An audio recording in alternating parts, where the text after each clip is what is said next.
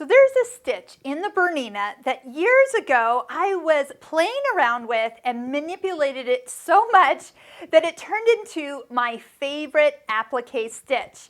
And this block is part of our Bernina Stitching Cosmos online course where you learn to really utilize all these fun decorative stitches and learn how to play and find your own favorite stitches, maybe by tweaking them enough so they don't look like they're original. There are 10 videos you can watch for free on how and what this course is all about. You can find those below in the description, so I hope you'll check it out. And the only reason I knew how to do this is because I had played and stitched out all my decorative stitches. So on the Bernina 880, we've been playing with different applique stitches. The satin stitch, the blanket stitch, and of course any stitch could actually be a decorative stitch for applique. But what we're going to do is we're going to go back to the original stitches. And honestly, it's really hard to find. And I was actually kind of going through looking for it, realizing it's stitch number 18. So what is stitch number 18 at all? It is a stretch stitch, good for stretchy fabrics. Okay, but look what it has. I'm going to make it wider so you can actually see it. So it has these little bumps and kind of a shorter satin stitch kind of on this left side. So when I made it really short, look at what I got. Now, how close together does depend on how thick your thread is that you're choosing. But the reason I like this is you can kind of see this little satin stitch that's all the way down the left side.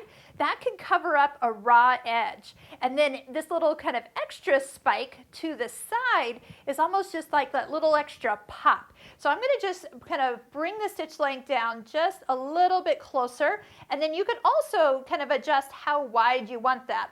So depending, what I'm really looking at again is how wide the satin stitch is, because that's really what we're going to be seeing when it's all said and done. Now it doesn't really matter where the needle position is. You might want to move it all the way to the side, but based on where the raw edge needs to be, it really doesn't matter, but I might actually move it a little bit more this direction, and I'll show you why. Again, this might take you a couple practice runs to see where the stitch is actually going to form. So that's the little satin stitch that we were just talking about.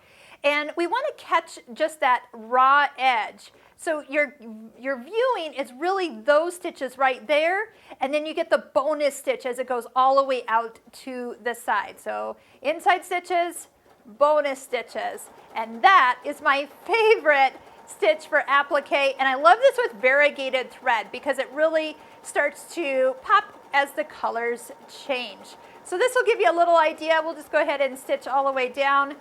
We'll put pattern end off, and so cut and lift for me when it is done. So instead of a boring satin stitch, it's a satin stitch with a little extra pizzazz. So if you're interested in the Bernina Stitching Cosmos online course, make sure you check out those links below. If this just was mind-blowing for you, make sure you give us a thumbs up and subscribe to our YouTube channel.